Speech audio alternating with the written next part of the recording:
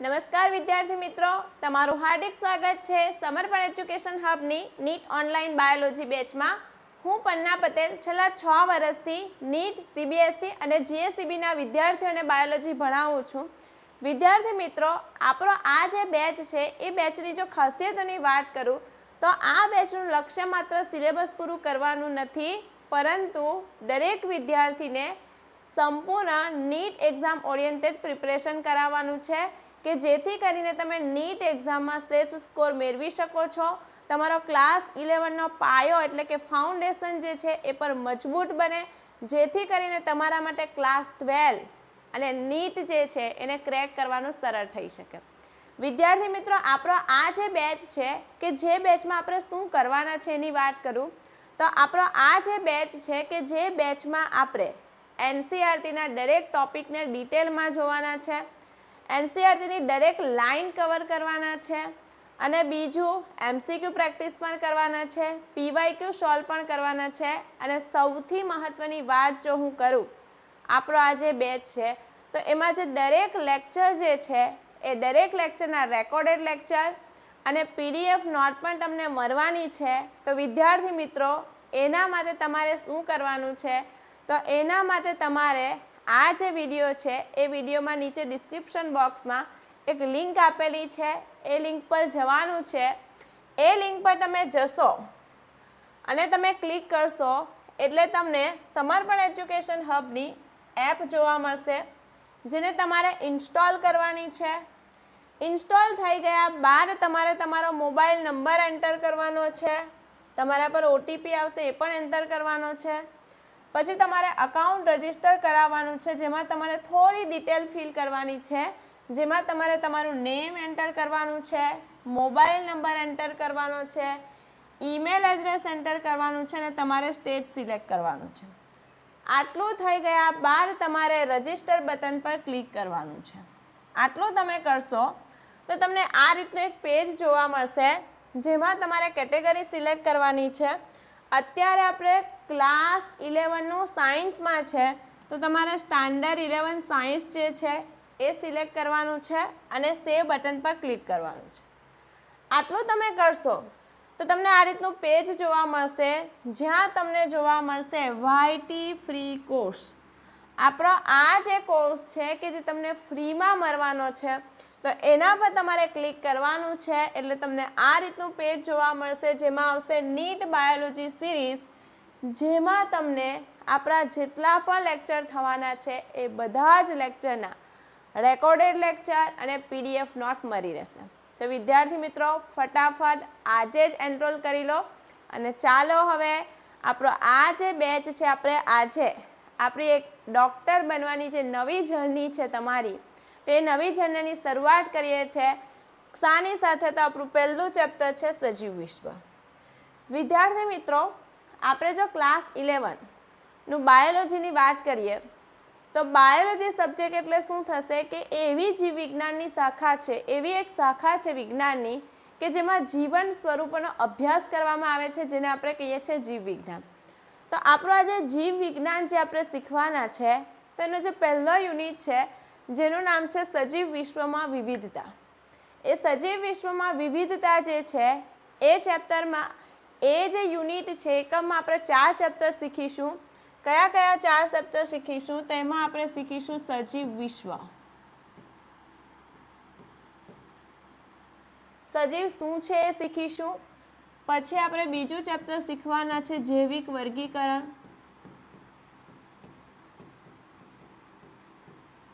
ત્રીજું જે ચેપ્ટર શીખવાના એ છે વનસ્પતિ સૃષ્ટિ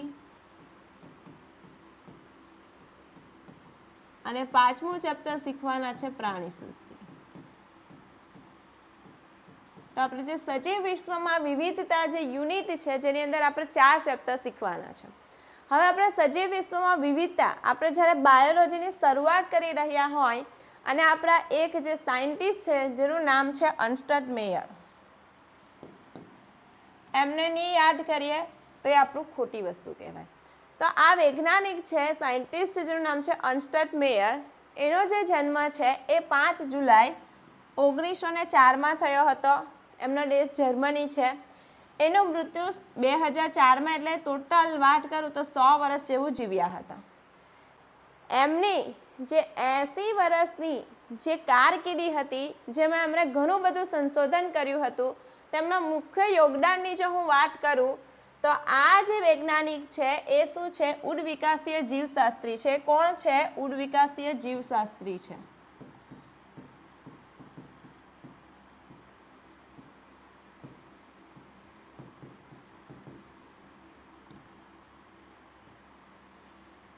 એમણે મુખ્ય યોગદાન શું આપ્યું હતું? તેમણે જાતિની આધુનિક વ્યાખ્યા આપી હતી. એમણે આપ્યું હતું બાયોલોજિકલ સ્પીસીસ કન્સેપ્ટ, કે જેમાં એમણે જાતિની વ્યાખ્યા આપી હતી અને શું કીધું હતું કે એવા સજીવોનો સમૂહ કે જે કુદરતી રીતે પરસ્પર પ્રજનન કરી શકે, કુદરતી રીતે પરસ્પર પ્રજનન કરી શકે અને ફળદ્રુપ સંતાન ઉત્પન્ન કરે, તેને કહેવામાં આવે છે જાતિ. એવું કોણે કીધું હતું? અર્નસ્ટ મેયરે. એમણે આ જાતિની એક આધુનિક વ્યાખ્યા આપી હતી. વિદ્યાર્થી મિત્રો, જો જાતિ સમાન હશે અને પ્રજનન થશે અને સંતતિનું નિર્માણ થશે તો એ સંતતિ ફળદ્રુપ હશે. પણ જો જાતિ અસમાન હોય અને પ્રજનન કરાવવામાં આવે અને સંતતિનું નિર્માણ થાય તો એ જે સંતતિ કેવી આવશે? અફળદ્રુપ આવશે. એ પણ યાદ રાખજો. એમણે આ જાતિની વ્યાખ્યા આપી હતી. એમણે ઊંડ વિકાસને પર એક મજબૂત વૈજ્ઞાનિક આધાર આપ્યો હતો. બીજું, એમણે વર્ગીકરણ વિદ્યામાં સંશોધન કર્યું હતું. પ્રાણી ભૂગોળમાં, પદ્ધતિસરનું વિજ્ઞાનમાં સંશોધન કર્યું હતું. પક્ષીવિદ, ઇતિહાસ, તત્વજ્ઞાન આ વગેરે વગેરે પર એમણે ઘણું બધું સંશોધન કર્યું હતું એમની 80 વર્ષની કારકિર્દીમાં. આગળ જો વાત કરું તો એમણે આ બધું સંશોધન કરેલું છે, એટલે એ જે વિશ્વના જે 100 મહાન વૈજ્ઞાનિકો છે એમાંના એક મહાન વૈજ્ઞાનિક હતા. અને એમને ખાસ મહત્વની વાત, એમને 20મી સદીના ડાર્વિન કહેવામાં આવે છે. તો વિદ્યાર્થી મિત્રો, અને આ માટે એમને 3 પુરસ્કાર પણ આપવામાં આવેલા છે. તો વિદ્યાર્થી મિત્રો યાદ રાખજો, આપણે નીટ એક્ઝામની તૈયારી કરી રહ્યા છે તો એના માટે આપણે એનસીઈઆરટીની દરેક વસ્તુને શીખવાની છે. એટલા માટે આપણું જે એનસીઈઆરટીની શરૂઆતમાં આપણા જે ઉડવિકાસીય જીવશાસ્ત્રી અર્નસ્ટ મેયરની જે કોઈ માહિતી આપેલી છે એ પણ આપણે સમજવાની છે અને યાદ રાખવાની છે. તો ફટાફટ આ પણ નોટ ડાઉન કરી લો. પછી આપણે આપણું ચેપ્ટર શરૂ કરવાના છે સજીવ વિશ્વ. તો ચાલો નોટ ડાઉન કરો. ચાલો હવે આપણે શીખવાના છે સજીવ વિશ્વ. શું દેખાઈ રહ્યું છે વિદ્યાર્થી મિત્રો? અહીંયા એક સરસ મજાની તમને મેં એક ઇમેજ આપી છે. એ ઇમેજમાં તમને શું દેખાઈ રહ્યું છે એની વાત કરીએ તો એ જે ઇમેજ છે કે જેમાં અલગ અલગ નિવાસ સ્થાનો દેખાઈ રહ્યા છે. તમે અહીંયા જોઈ શકો છો. આ શું છે? તો આ જે છે ઠંડાગાર પર્વતો છે, બર્ફીલા પહાડો છે. આ જે છે શું છે? વેલી ઓફ ફ્લાવર્સ છે.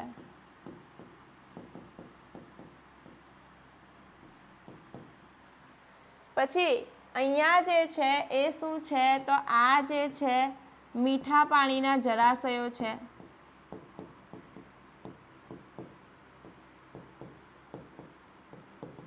અહીંયા આ જે તમને કંઈક આ મતલબ કંઈક વરાળ જેવી નીકળતી દેખાઈ રહી છે, એ શું છે? ગરમ પાણીના ઝરણા છે.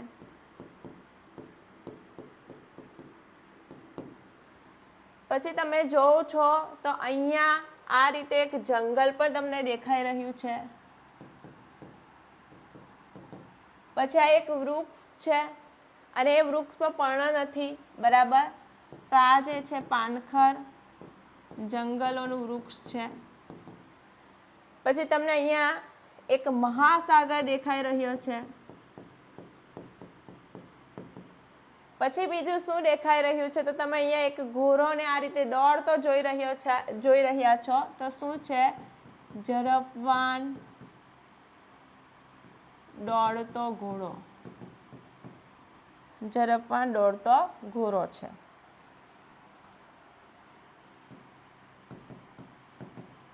બીજું તમને શું દેખાઈ રહ્યું છે? તો અહીંયા શાર્ક માછલી દેખાઈ રહી છે. તો હુમલો કરતી શાર્ક માછલી.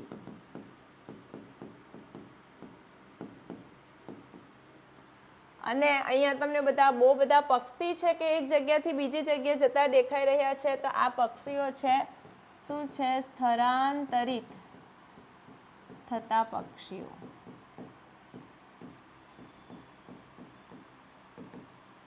તો વિદ્યાર્થી મિત્રો, આ જે ઇમેજ છે જેમાં તમને ઘણું બધું દેખાઈ રહ્યું છે અને બધું એવું દેખાઈ રહ્યું છે કે જે તમને જોયા કરવાનું મન થશે. એના પરથી તમને નજર હટાવવાનું મન નથી થતું. એને જોઈને તમારામાં કોઈ ખોટી ભાવના નથી જાગતી, પણ તમને એના પ્રત્યે આદર ભાવ જાગે છે. આ બધું તમે જોશો તો તમે આશ્ચર્યચકિત થઈ જશો. બરાબર? તો આ બધું શું છે? આ બધું બતાવે છે કે જે સજીવ વિશ્વ છે કેટલું અદ્ભુત છે. બીજું વિદ્યાર્થી મિત્રો, અહીંયા આપણે જોવા જઈએ તો અહીંયા પક્ષી છે, બધા ઝાડ પર રહીએ છે, અહીંયા બહુ બધા આ રીતે બીજા પણ નાના જીવો છે. બરાબર? તો તમે એ બધું જોવો છો. તો આપણી પૃથ્વી જે છે કે જેમાં સજીવો જે છે એકબીજા સાથે સ્પર્ધા પણ કરે છે અને એકબીજાને સહકાર પણ આપે છે. અને જ્યારે આપણે આ બધું જોઈએ ત્યારે આપણને મનમાં એક ક્વેશ્ચન ઊભો થાય. એ ક્વેશ્ચન એ ઊભો થાય કે વાસ્તવમાં જીવન શું છે? વાસ્તવમાં જીવન એટલે શું? અને એ જે પ્રશ્ન ઊભો થાય કે જેને આપણે બે ભાગમાં વિભાજિત કરીશું. એક પ્રશ્ન એ છે વૈજ્ઞાનિક પ્રશ્ન કે જેમાં સજીવ અને નિર્જીવમાં શું તફાવત છે, એ પ્રશ્ન છે. અને બીજો દાર્શનિક પ્રશ્ન છે કે જીવનનો હેતુ શું છે. તો વિદ્યાર્થી મિત્રો, એનસીઈઆરટીનો આપણો જે પહેલું સજીવ વિશ્વ ચેપ્ટર છે એની આ પ્રસ્તાવનામાં આ વસ્તુ આપણને કીધું છે કે આ બધું જ્યારે આપણે જોઈએ છીએ ત્યારે એ જોઈને આપણે આશ્ચર્યચકિત થઈ જઈએ છીએ. આપણને લાગે છે કે વિશ્વ કેટલું અદ્ભુત છે. તો આપણને ત્યારે આપણા મનમાં પ્રશ્ન આવે છે કે સજીવ અને નિર્જીવ વચ્ચે શું તફાવત છે અને જીવનનો હેતુ શું છે. તો એ જાણવા માટે હવે આપણે આગળ શીખવાના છે. તો ફટાફટ અહીંયા પર જોઈ લો. આ આપણું સજીવ વિશ્વનું જે પહેલો પેરેગ્રાફ છે પ્રસ્તાવના, તેની બધી વાત અહીંયા એક ઇમેજમાં મેં તમને સમજાવી છે. બરાબર? જોઈ લો ફટાફટ. ચાલો હવે આપણે આગળ વધવાના છે. હવે આપણે વાત કરવાના છે કે સજીવ અને નિર્જીવ વચ્ચે શું તફાવત છે. તો એના માટે પહેલા આપણે સમજશું કે સજીવ શું છે. તો વિદ્યાર્થી મિત્રો, સજીવ એટલે તમારા મગજમાં શું આવે છે? સજીવને તમને કોઈ કહેશે કે સજીવ અને નિર્જીવમાં તફાવત શું છે, એટલે ઘણા વિદ્યાર્થીઓ એવું કહેશે કે સજીવ એટલે જે હલનચલન કરી શકે છે, એક જગ્યાથી બીજી જગ્યાએ જઈ શકે છે, જે શ્વસન કરી શકે છે, એ બધા સજીવ છે. નિર્જીવ તો એક જગ્યાએ પડ્યા રહે છે, એ કંઈ કશું કરતા નથી, એને આપણે કહીશું નિર્જીવ. આ એક તમારા તમને જ્યારે પૂછવામાં આવે કે સજીવ અને નિર્જીવ વચ્ચે શું તફાવત છે ત્યારે મોટે ભાગેના સ્ટુડન્ટનો આ જવાબ હોય છે. આપણે 11 સાયન્સમાં બાયોલોજી શીખવા જઈ રહ્યા છે. તો હવે આપણે સજીવ એકચ્યુઅલી કોને કહીશું તે આપણે શીખશું. તો એના માટે આપણે સજીવને સંપૂર્ણ રીતે વ્યાખ્યાયિત કરવાનો પ્રયત્ન કરીશું. તો એના માટે આપણે સજીવના અમુક લક્ષણોનો અભ્યાસ કરીશું કે જે લક્ષણો એવા છે કે જે સજીવને એક સજીવ તરીકે સંપૂર્ણ રીતે વ્યાખ્યાયિત કરે છે. તો પહેલો ગુણધર્મ છે એમાં વૃદ્ધિ. તો વૃદ્ધિ એટલે શું થશે વિદ્યાર્થી મિત્રો? વૃદ્ધિ એટલે કદ અને સંખ્યામાં થતો વધારો. અહીંયા બે લક્ષણની વાત થાય છે, કદ અને સંખ્યા. કદ અને સંખ્યામાં થતો વધારો જેને કહીશું વૃદ્ધિ. એટલે ઘણા એવા કહેશે કે જે સજીવ છે, મતલબ એવું કે જેની કદ અને સંખ્યામાં વધારો થાય તો તેને આપણે સજીવ કહીશું. વાત તો સાચી છે, પણ આપણી પાસે અમુક અપવાદ પણ છે. એ અપવાદની જો હું વાત કરું તો એ અપવાદમાં કોણ છે તેમાં એક ઉદાહરણ આપીશું તમને, રેતીના ઢગલા. તમે જો રેતીના ઢગલા આમ નામ પડી રહેશે, પણ પછી સમય સાથે જ્યારે પવન આવશે કે કંઈક રીતે એના પર પણ આ રીતે જથ્થો વધતો જશે તો એનું પણ કદ વધ્યું. તો શું આપણે એને સજીવ કહેવું કે નિર્જીવ કહેવું, એ આપણા માટે સવાલ ઊભો થઈ જાય. તો એટલા માટે આપણે વૃદ્ધિને એક સજીવ તરીકેનો સંપૂર્ણ વ્યાખ્યાયિત ગુણધર્મ ગણતા નથી. બરાબર? તો આ વૃદ્ધિ શું છે? સંપૂર્ણ વ્યાખ્યાયિત ગુણધર્મ નથી સજીવ તરીકેનો. પછી વાત કરું વિદ્યાર્થી મિત્રો તો બીજો ગુણધર્મ છે પ્રજનન. જો વિદ્યાર્થી મિત્રો જે એનસીઆરટીની જો વાત કરું તો એનસીઆરટીમાંથી આ ટોપિક નીકળી ગયેલો છે, પણ નીટ એક્ઝામની સિલેબસમાં ટોપિક છે તો એટલા માટે આપણે થોડી ડિટેલ એના વિશે મેળવવી પડશે. બીજો લક્ષણ એટલે કે પ્રજનન. પ્રજનન એટલે શું થાય કે પુખ્ત સજીવ શું થાય, પુખ્ત બને અને પોતાના જેવી સંતતિનું નિર્માણ કરે.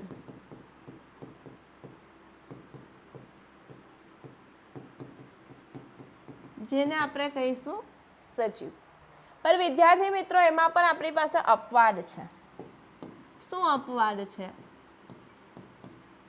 તો જ્યારે વાત કરીએ વંધ્ય મધમાખી,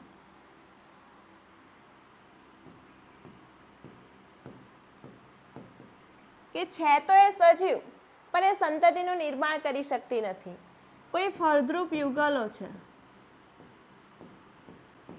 પણ જો એ પણ સંતતિનું નિર્માણ કરી શકતા નથી તો શું એ નિર્જીવ છે?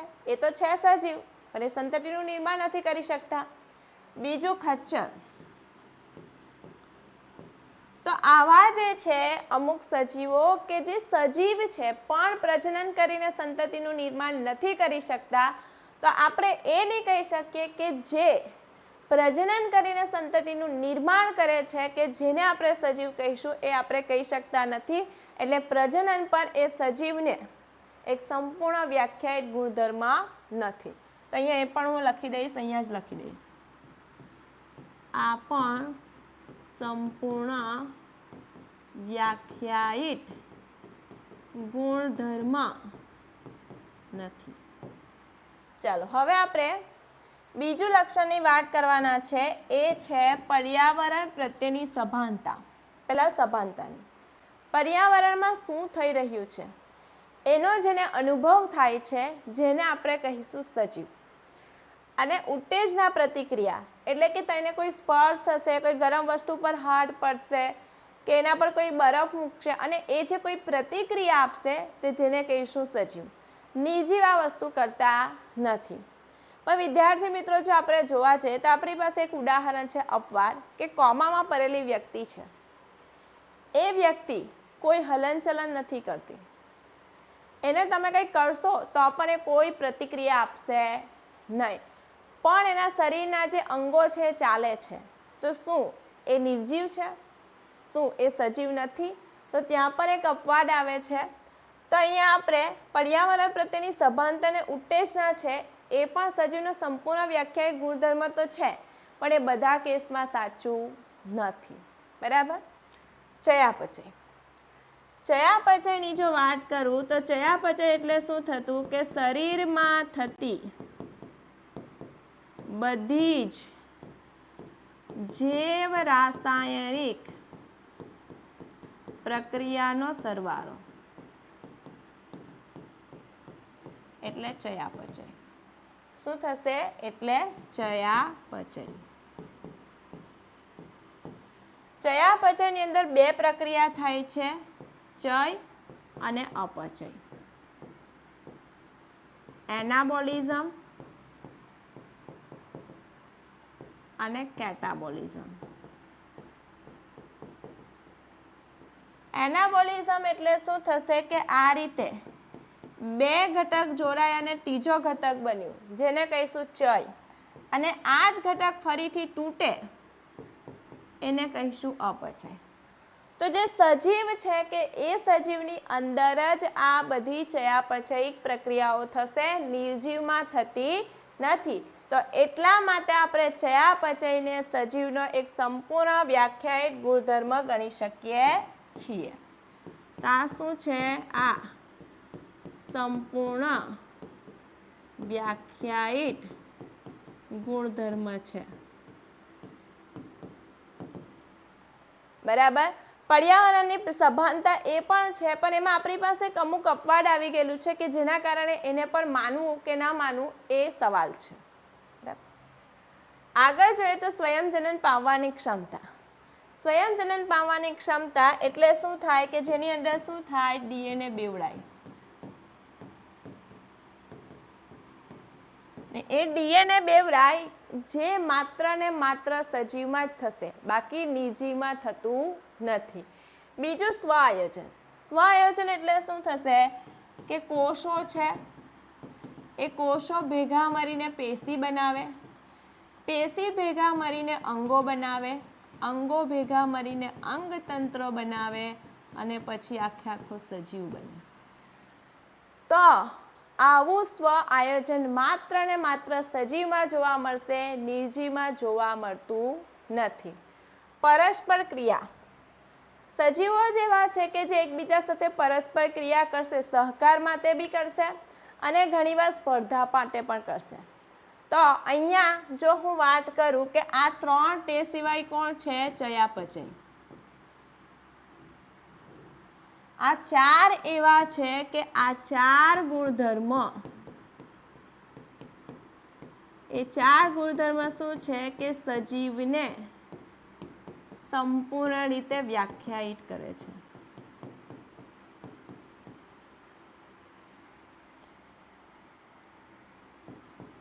વ્યાખ્યાયિત ગુણધર્મ છે. તો વિદ્યાર્થી મિત્રો કે જે સજીવ છે કે જેમાં આ 4 લક્ષણ એવા છે કે એવું નથી કે સજીવ પ્રજનન અને વૃદ્ધિ નહીં આવશે, એ પણ એની અંદર થશે, પણ એ સંપૂર્ણ વ્યાખ્યાયિત નહીં કરે કારણ કે એમાં આપણી પાસે અપવાદ છે. પણ ચયાપચય, સ્વ આયોજન, સ્વયં જનન પામવાની ક્ષમતા અને પરસ્પર ક્રિયા, આ 4 ગુણધર્મ એવા છે કે જે સજીવને સજીવ તરીકે સંપૂર્ણ રીતે વ્યાખ્યાયિત કરે છે. તો વિદ્યાર્થી મિત્રો અહીંયા આપણે સમજી લીધું કે સજીવ શું છે કે જેની અંદર આવા લક્ષણો જોવા મળશે, જેને આપણે કહીશું સજીવ. જેમાં નથી જોવા મળતા જેને આપણે કહીશું નિર્જીવ. ફટાફટ નોટ ડાઉન કરજો.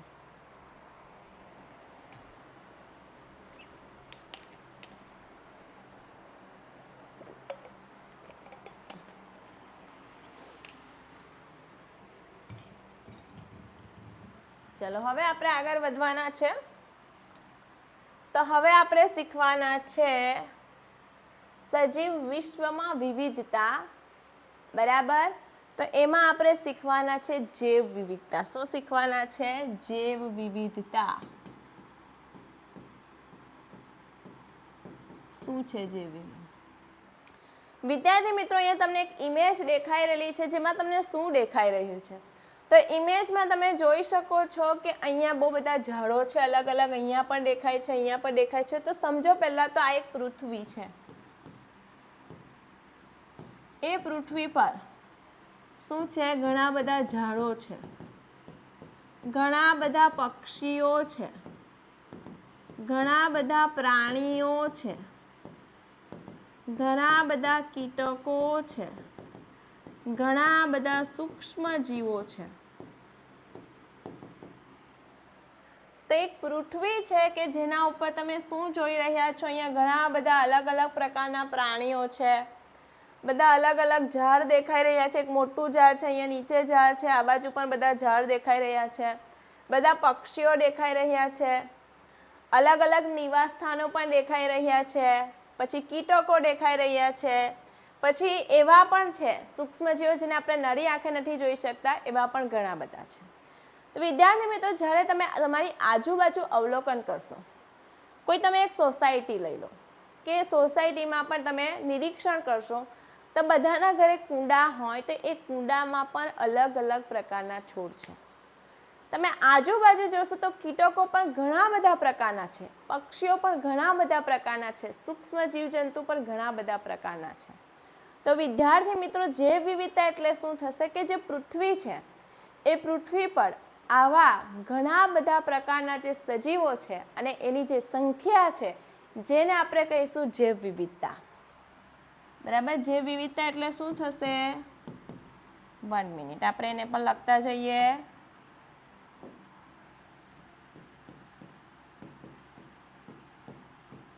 જૈવ વિવિધતા એટલે શું થાય કે પૃથ્વી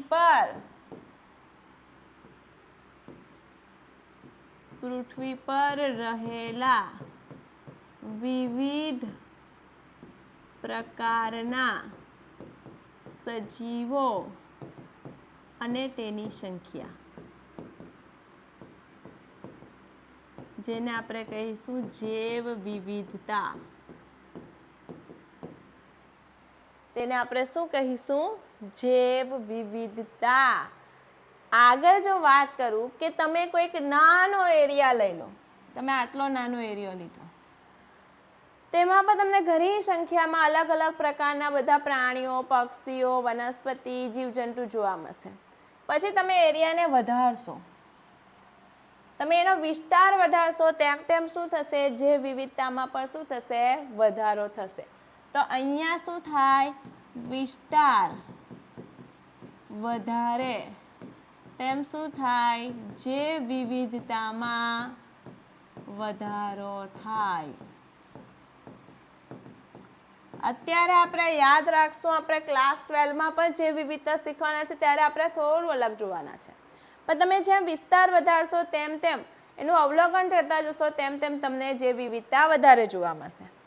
એવી જગ્યા કે જે સેફ છે, જ્યાં ખોરાક સારો મળી રહે છે, પાણી સારું મળી રહે છે, તો એવા જે જંગલો છે તે એવા જંગલોની જે વિવિધતા કેવી હશે? વધારે હશે. તો આ સમજી ગયા તમે જે વિવિધતા એટલે શું થશે? જો હાલના તબક્કે જો હું વાત કરું તો વિશ્વમાં 1.7 થી 1.8 મિલિયન જેટલી જાતિઓની સંખ્યાની ઓળખ થયેલી છે. નોટ ડાઉન કરજો, નીટ માટે પણ ઇમ્પોર્ટન્ટ છે, બોર્ડ માટે પણ.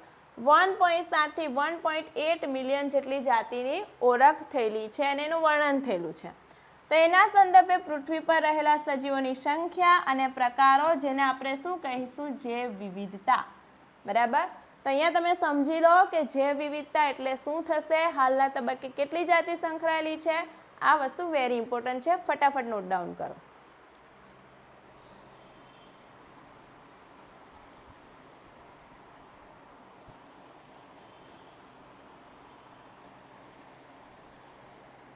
ચાલો આગળ વધીએ છીએ. હવે આપણે શું શીખવાના છે? તો હવે આપણે શીખવાના છે કે જેનું નામ છે સ્થાનિક નામ.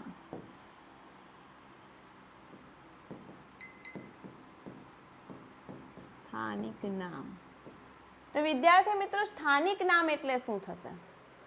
તો સ્થાનિક નામની જો હું વાત કરું તો કોઈ એક સજીવ છે, સમજી લો પહેલાં કે કોઈ એક દેશ છે, એ દેશના જુદા જુદા વિસ્તારમાં એ સજીવ અલગ અલગ નામથી ઓળખાય તો એને આપણે શું કહીશું? એનું સ્થાનિક નામ. તો પહેલાં આપણે એને વ્યાખ્યાયિત કરી લઈએ. એક જ દેશમાં અલગ અલગ, એક જ દેશમાં અલગ અલગ વિસ્તારોમાં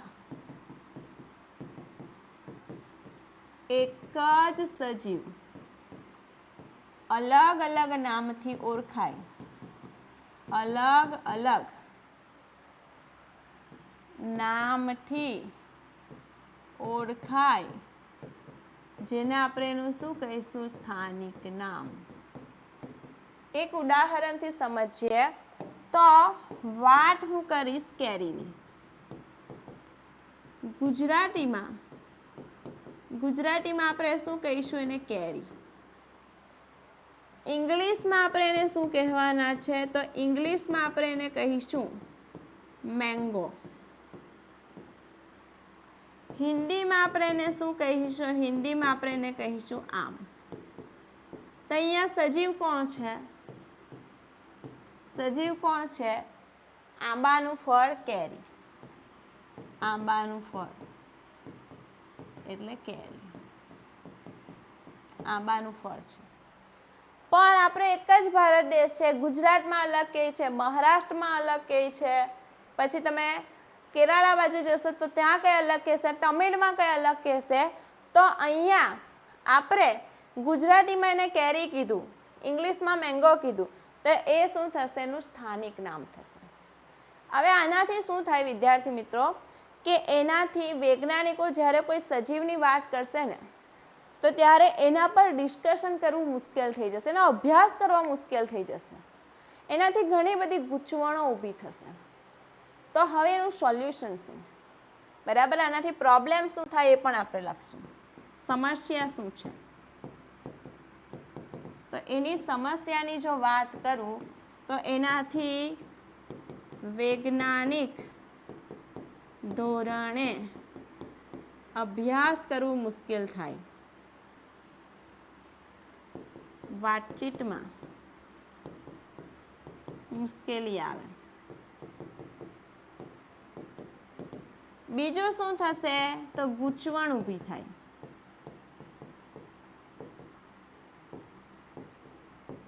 તો એના માટે હવે આપણે શું કરશું, તેનું સોલ્યુશન શું લાવીશું, એ પ્રોબ્લેમ છે તેનું સોલ્યુશન શું લાવીશું. તેનું સોલ્યુશન વૈજ્ઞાનિક લોકોએ એવું લાવ્યા કે આપણે કોઈ સજીવને એક જ નામ એવું આપી દેવાનું કે જે નામ વિશ્વભરમાં એક જ હોય. તો એ નામમાં તો સોલ્યુશન શું લાવ્યા, એનું નામ જે છે સાર્વત્રિક નામ, અથવા આપણે એને કહીશું એનું વૈજ્ઞાનિક નામ, અથવા આપણે એને કહીશું જીવશાસ્ત્રીય નામ. અને આ નામ કેવું હશે કે જે વિશ્વભરમાં એક જ હોય, વિશ્વભરમાં એક જ હોય. બરાબર. તો એના માટે આપણે શું કરવું પડશે કે કોઈ સજીવ શોધાશે તો એનું આપણે નામકરણ કરવું પડશે. અને એ નામકરણથી આપણે એનું કોઈ એક વૈજ્ઞાનિક નામ નક્કી કરશું કે જે વિશ્વભરમાં કશે બી જશે એનું નામ એકનું એક જ હશે. બરાબર. તો એના માટે આપણે પદ્ધતિ શીખવાની છે જેનું નામ છે નામકરણ. હવે તમારે કોઈ સજીવનું નામ આપવાનું છે તો તમને ઈચ્છા થાય તો તમે નહીં આપી શકશો. એનું નામ આપવા માટે તમારે બધી અલગ અલગ સંસ્થા પ્રસ્થાપિત કરી છે, એના નિયમો અનુસરવા પડશે. અને એ અનુસરીને જે દરેક સજીવ છે કે જેને આપણે સમગ્ર વિશ્વમાં એક સરખું નામ આપવાના છે, એટલે કે વૈજ્ઞાનિક નામ આપવાના છે. અને એ આપવાની પદ્ધતિ જેને આપણે કહીશું નામકરણ. તો અહીંયા આપણે એ પણ લખી દઈએ, એને વ્યાખ્યાયિત કરી લખીએ. દરેક સજીવને સમગ્ર વિશ્વમાં, દરેક સજીવને સમગ્ર વિશ્વમાં એક સરખું, આગળ લખવાનું રહી ગયું, ફરીથી વ્યાખ્યાયિત કરું છું. એની આગળ પણ આપણે એમને એમ નથી આપવાનું. શું કરવાનું છે તો ચોક્કસ નિયમોને, ચોક્કસ નિયમોને અનુસરીને, ચોક્કસ નિયમોને અનુસરીને દરેક સજીવને સમગ્ર, દરેક સજીવને સમગ્ર વિશ્વમાં એક સરખું નામ, એટલે શું થશે વૈજ્ઞાનિક નામ, સાયન્ટિફિક નેમ, નામ આપવાની પદ્ધતિ અથવા પ્રક્રિયાને શું કહેવાય, નામકરણ કહેવામાં આવે છે. બરાબર. હવે એક ઉદાહરણની વાત કરું. તે ઉદાહરણ આપણે લઈએ કે આંબો. તો આંબો છે કે જેનું વૈજ્ઞાનિક નામ શું છે, મેન્જીફેરા ઇન્ડિકા. તો આ નામ વિશ્વભરમાં, ઇન્ડિયા હોય, અમેરિકા હોય, ઓસ્ટ્રેલિયા હોય, જાપાન હોય, કોઈ પણ દેશમાં તમે મેન્જીફેરા ઇન્ડિકા કહેશો એટલે સમજી જશે કે આપણે કોની વાત કરી રહ્યા છે, આંબાની વાત કરી રહ્યા છે. તો આ શું છે, આંબાનું વૈજ્ઞાનિક નામ છે. અને આ નામ આપવા માટે જે પદ્ધતિ જે છે એને આપણે કહીશું નામકરણ, અથવા ઇંગ્લિશમાં એને કહેવાશે નોમેનક્લેચર. બરાબર. હવે તમારે કોઈ સજીવ છે, કોઈ નવો સજીવ તમને મળી ગયો, તેનું નામકરણ કરવા પહેલાં તમારે શું કરવું પડશે, એની ઓળખ વિધિ કરવી પડશે. તો તમારે સજીવનું નામકરણ કરતાં પહેલાં શું કરવાનું છે, નામકરણ પહેલાં શું કરવામાં આવે, નામકરણ પહેલાં શું કરવામાં આવે, તો નામકરણ પહેલાં શું કરવામાં આવશે, સજીવના લક્ષણોનો અભ્યાસ કરવામાં આવે, એના લક્ષણોનું અવલોકન કરવામાં આવશે, એના લક્ષણોનો અભ્યાસ કરવામાં આવે. એ અભ્યાસ થઈ ગયા બાદ શું કરશું? તેની જાતિ નક્કી કરવામાં આવે.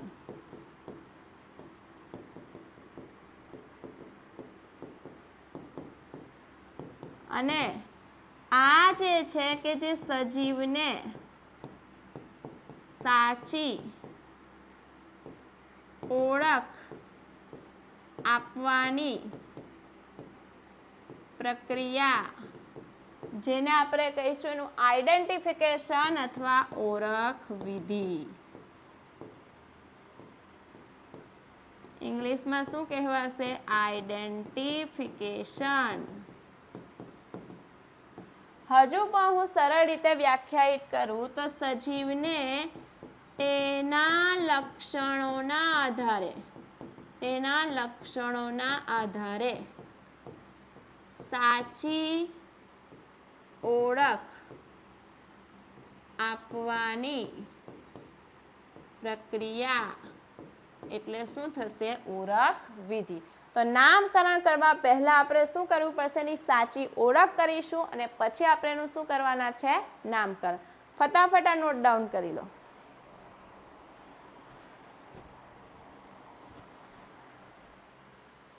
ચાલો હવે આપણે વાત કરીએ તો હવે આપણે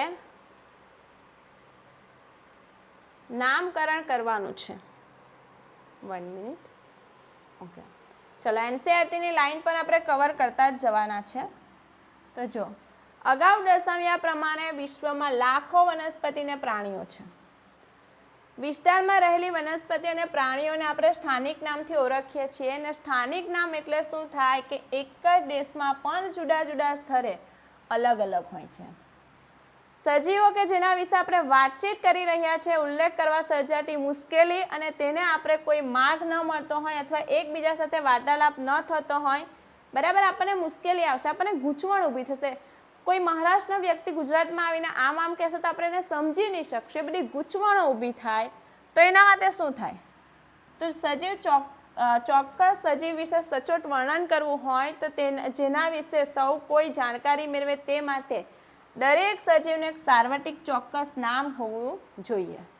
તો ચોક્કસ નિયમોને અનુસરીને નામ આપવાની આ જે પદ્ધતિ છે કે જેને આપણે કહીશું નામકરણ અથવા nomenclature.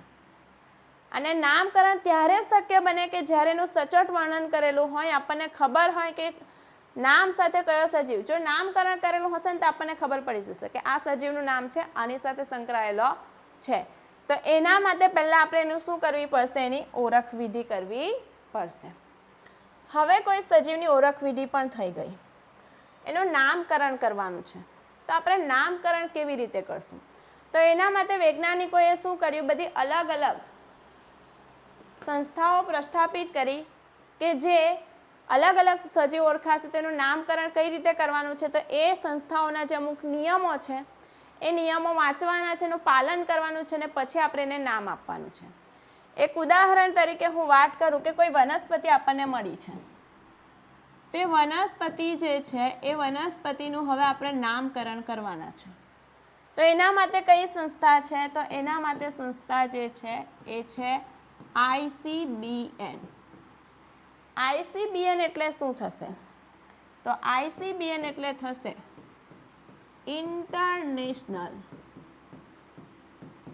International code four botanical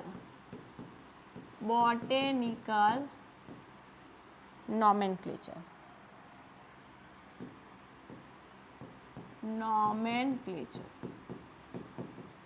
આ વનસ્પતિ માટે છે. કોઈ પ્રાણી છે, કોઈ નવું પ્રાણી ઓળખાયું છે જેનું આપણે નામકરણ કરવાનું છે, તો એના માટે શું છે? ICZN. એનું પૂરું નામ શું થશે? ICZN નું પૂરું નામ થશે ઇન્ટરનેશનલ, નોટ ડાઉન કરતા જજો, નોટ પેન લઈને બેસવાનું છે, એનસીઈઆરટી લઈને બેસવાનું છે, કોડ ફોર ઝૂઓલોજિકલ નોમેનક્લેચર. આ બે નામ તમારે એનસીઈઆરટીમાં આપેલા છે એટલે આ તો તમને આવડવા જ જોઈએ. અહીંયા ફૂલ ફોર્મ પણ પૂછાય છે. હવે કોઈ વાત કરું કે કોઈ બેક્ટેરિયાની શોધ થઈ છે, કોઈ નવો બેક્ટેરિયા શોધાયો છે. કોણ છે બેક્ટેરિયા? તો બેક્ટેરિયા માટે કોણ છે? તો બેક્ટેરિયા માટે છે ICNB.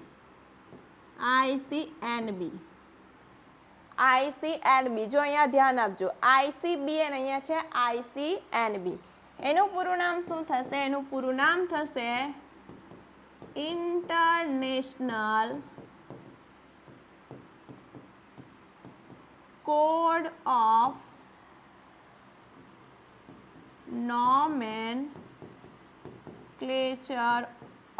nomenclature for bacteria. શું થશે? nomenclature ઇન્ટરનેશનલ કોડ ફોર આવશે અહીંયા, sorry, international code for nomenclature of bacteria. એવી રીતે જો કોઈ વાયરસ શોધાયો છે, તે વાયરસનું નામ આપવાનું છે, તો એના માટે શું છે? તો એના માટે છે ICVN. એનું પૂરું નામ શું થશે? તો એનું પૂરું નામ થશે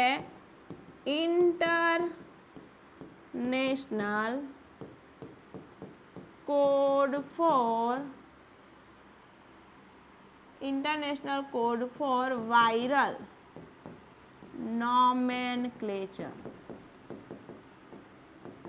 એવી રીતે કોઈ કલ્ટિવેટેડ પ્લાન્ટ છે.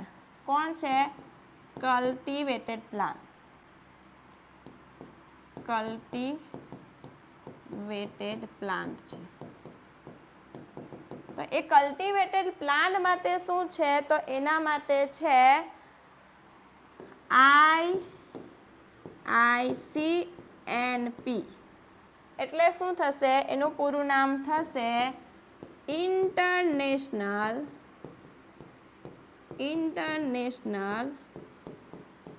કોડ ફોર nomenclature ઓફ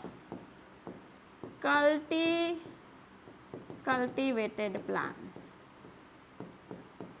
તો આ રીતે વૈજ્ઞાનિકોએ બધી અલગ અલગ સંસ્થા પ્રસ્થાપિત કરી નાખી. જે પ્રમાણે સજીવ મળશે તે પ્રમાણે એનું સજીવનું નામકરણ કરવું હોય તો આ બધી સંસ્થા છે જેના ચોક્કસ નિયમોને અનુસરીને એનું શું કરવામાં આવશે? નામકરણ કરવામાં આવશે. ફટાફટ નોટ ડાઉન કરી લો.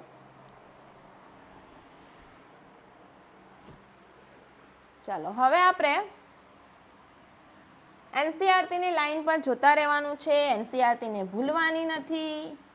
તો અભ્યાસને સરળ બનાવવા માટે ઘણા વૈજ્ઞાનિકોએ દરેક ઓળખાયેલા સજીવોને વૈજ્ઞાનિક નામ માટે વિવિધ પદ્ધતિઓ પ્રસ્થાપિત કરેલી છે અને તે વિશ્વના બધા જ વૈજ્ઞાનિકોએ એને સ્વીકાર્ય કરેલી છે.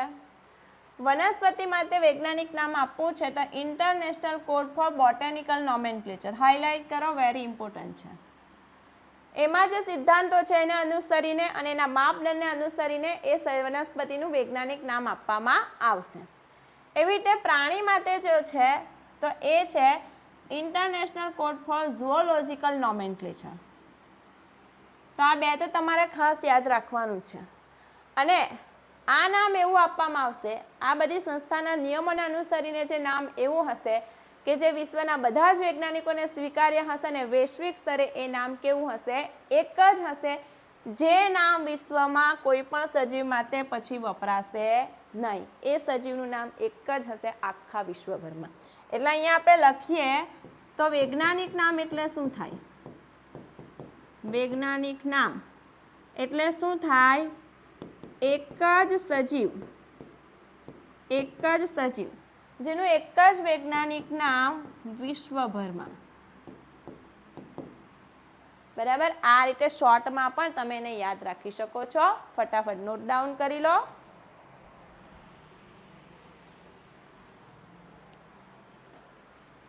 ચલો હવે આપણે આગળ વધીએ. હવે આપણે શીખવાના છે દ્વિનામી નામકરણ પદ્ધતિ. વૈજ્ઞાનિક નામ જે છે એ શું છે, કેવી રીતે એને લખવાનું, એ બધું હવે આપણે શીખવાના છે. તો એના માટે દ્વિનામી નામકરણ પદ્ધતિ છે કે જે વૈજ્ઞાનિકે આપેલી છે. વૈજ્ઞાનિકનું નામ છે કેરોલસ લિનિયસે આપેલી.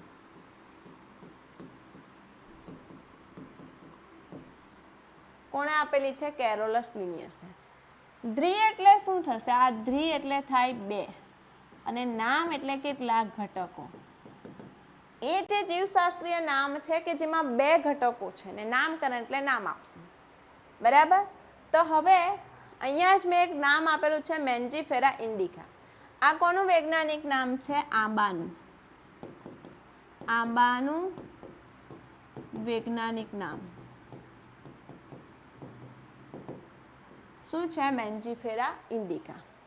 અહીંયા જે પ્રથમ ઘટક જે હશે, આ જે છે પ્રથમ ઘટક. તો આ બે ઘટકો છે કે જેમાં અહીંયા લખું કે જે પ્રથમ ઘટક હોય એ પ્રથમ ઘટકો કયો હશે? તો પ્રથમ ઘટક જે છે એ પ્રથમ ઘટક શું હશે? પ્રજાતિ. સજીવની પહેલા શું લખાશે? પ્રજાતિ, અથવા એને આપણે કહીશું વંશગત નામ. અને એનો જે બીજો ઘટક છે એ બીજો ઘટક શું છે? તો એ બીજો ઘટક જે છે એ શું છે? એ બીજો ઘટક એ છે જાતિ, અથવા એને આપણે કહીશું જાતિ સંકેત પ્રત્યય. બરાબર. તો આ બે ઘટકો હશે. ક્લિયર અહીંયા સુધી?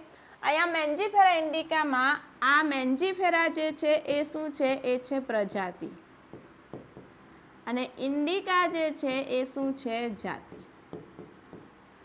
હવે જ્યારે આપણે કોઈ વૈજ્ઞાનિક નામ, જીવશાસ્ત્રીય નામ આપણે લખીએ ત્યારે આપણે અમુક નિયમોને અનુસરીને લખવાનું છે. તો પહેલા, બરાબર, તો પહેલા જો હું વાત કરું તો પહેલો નિયમ શું છે? તો પહેલો નિયમ એ છે કે તમારે જે જીવશાસ્ત્રીય નામ જે છે એ જીવશાસ્ત્રીય નામ લેટિન ભાષામાં શું છે? કઈ ભાષામાં લખવાનું છે? લેટિન ભાષામાં લખવાનું છે. લેટિન ભાષાને ઇટાલિકમાં લખાય છે.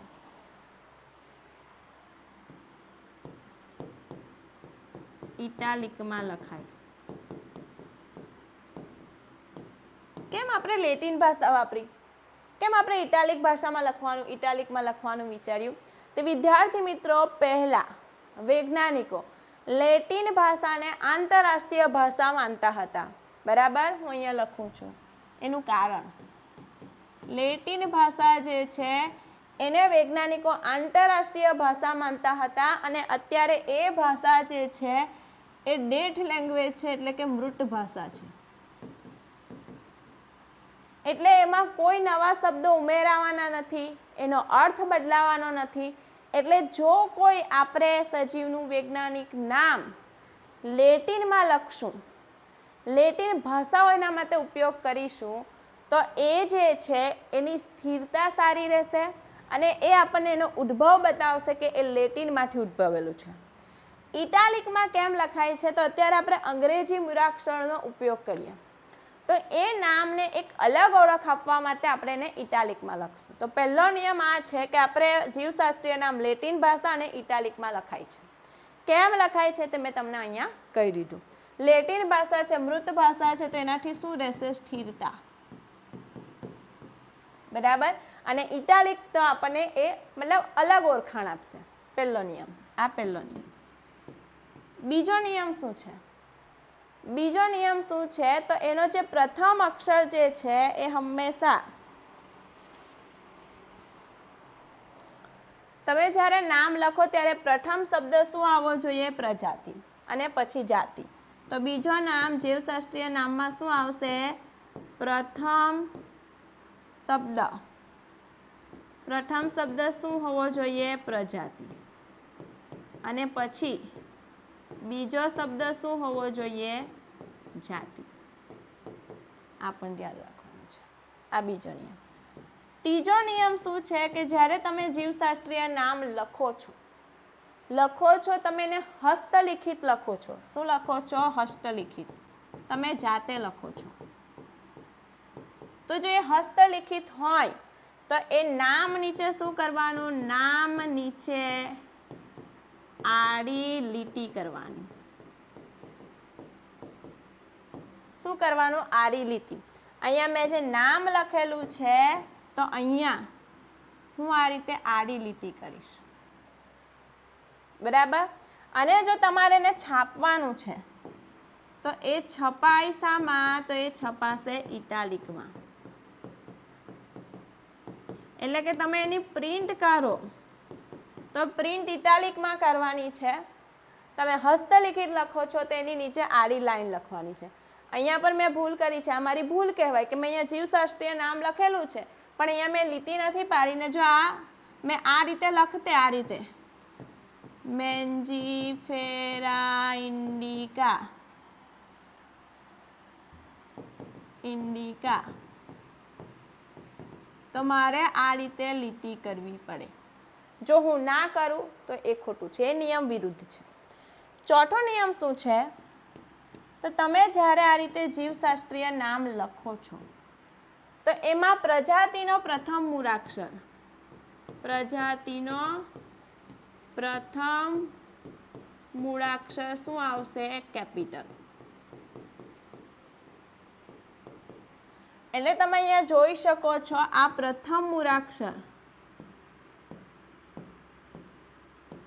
એ શું છે? એ પ્રથમ મૂળાક્ષર છે કેપિટલ. એ હોવો જોઈએ. અને જાતિ જે છે એ શું થાય? જાતિ નાની લિપિમાં લખાય. નાની લિપિમાં લખાય. તો અહીંયા આ જે જાતિ લખેલી છે આ જાતિ શું છે? એને આપણે લખવાનું નાની લિપિમાં. જો તમે એને મોટી લિપિમાં લખશો તો એ તમારી ભૂલ છે. અને છેલ્લો નિયમ કે જ્યારે તમે જીવશાસ્ત્રીય નામ લખો છો તો એ નામનો જે સંશોધક છે એ સંશોધકનું નામ સંક્ષિપ્તમાં પાછળ લખવાનું. એટલે કે આ મેન્જીફેરા ઇન્ડિકા જે નામ કોણે આપેલું છે? લિનિયસે. એને નામ કોણે આપેલું છે? લિનિયસે. તો એના માટે અહીંયા આપણે એને શું કર્યું? સંક્ષિપ્તમાં લખેલું છે. આ છે દ્વિનામી નામકરણ પદ્ધતિના નિયમો. વેરી વેરી વેરી ઇમ્પોર્ટન્ટ છે. શું છે કે પહેલાં લેટિન ભાષામાં લખવાનું અને ઇટાલિકમાં લખાય. બરાબર. પ્રથમ ઘટક હંમેશા પ્રજાતિ આવવો જોઈએ, પછી જ જાતિ આવવો જોઈએ. હસ્તલિખિત હોય તેની નીચે આડી લીટી આવી જોઈએ. પ્રિન્ટ કરો તો એને ઇટાલિકમાં કરવાનું છે. પ્રજાતિનો પ્રથમ મૂળાક્ષર કેપિટલમાં, જાતિ નાની લિપિમાં, સંશોધકોનું નામ જે છે સંક્ષિપ્તમાં આ રીતે લખવાનું છે. તો ફટાફટ આ નોટ ડાઉન કરો. ચાલો હવે આપણે એનસીઈઆરટીની લાઈન જોઈએ.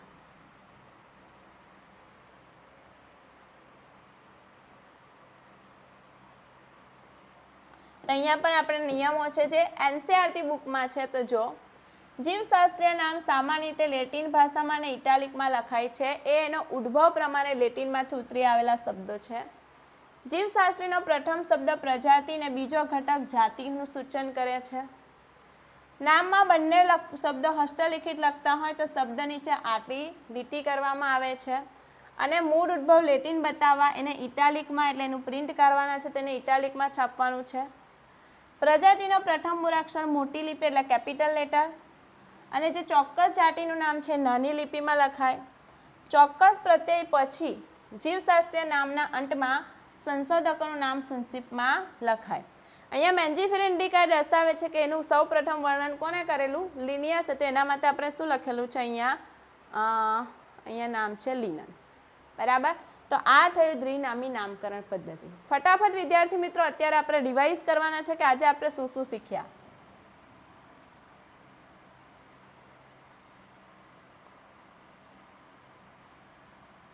તો પહેલાં તો આપણે શીખ્યા કે સજીવ શું છે. એના અમુક આપણે એવા ગુણધર્મો જોયા કે સજીવને સજીવ તરીકે સંપૂર્ણ વ્યાખ્યાયિત કરે છે. અમુક ગુણધર્મ એ સજીવ અને નિર્જીવ બંને ધરાવે છે. બરાબર. એના વિશે ચર્ચા કરી. પછી આપણે શીખ્યા જૈવ વિવિધતા. પૃથ્વી પર હાલના તબક્કે વિશ્વમાં 1.7 થી 1.8 મિલિયન જેટલી જાતિની ઓળખ થયેલી છે. હજુ ઘણી બધી જાતિઓ છે જે શોધવાની બાકી છે. સ્થાનિક નામ શું છે એ શીખ્યા. સ્થાનિક નામની મુશ્કેલીનું નિવારણ માટે આપણે જેનું જીવશાસ્ત્રીય નામ, એનું વૈજ્ઞાનિક નામ આપવાનું તે શીખ્યા. અને નામ આપવાની પદ્ધતિ એટલે નામકરણ એ શીખ્યા. નામકરણ કરતા પહેલા આપણે શું કરવાનું, તેની ઓળખ વિધિ કરવાની એ આપણે શીખ્યા.